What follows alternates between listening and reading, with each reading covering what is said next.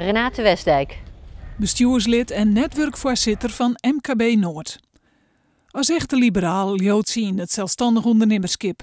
Zo'n 2008 had zijn eigen bedrijf in wat maar mooi wordt Human Resources jit. Mensen om banen helpen.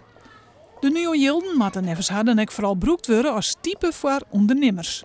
Wij zouden zeggen, zet vooral in op internationale handel en op het klein MKB, detailhandel, horeca, toerisme. Dus eigenlijk opsplits in mondiaal en heel lokaal. Verbetering van het ondernemersklimaat, faciliteiten bieden en meer optimisme brengen onder de mensen. Dat is wat de provincie nooit nu al heel dwang kan. Banen creëren is het werk van ondernemers. Nou, uiteindelijk als ondernemers meer gaan omzetten, zullen ze mensen nodig hebben om die omzet te realiseren. En daar zit die werkgelegenheid in.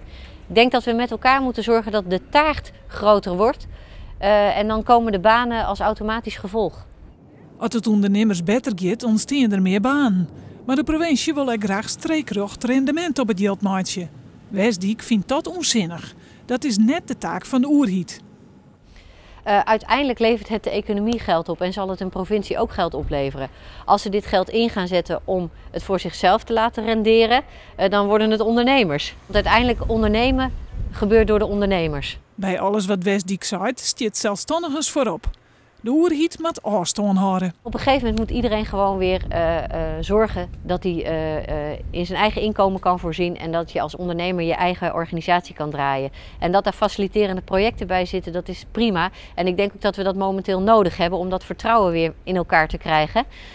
Dus daar vind ik het een goede zaak voor. Uiteindelijk vind ik dat je waar je het zelf kan redden, jezelf moet redden.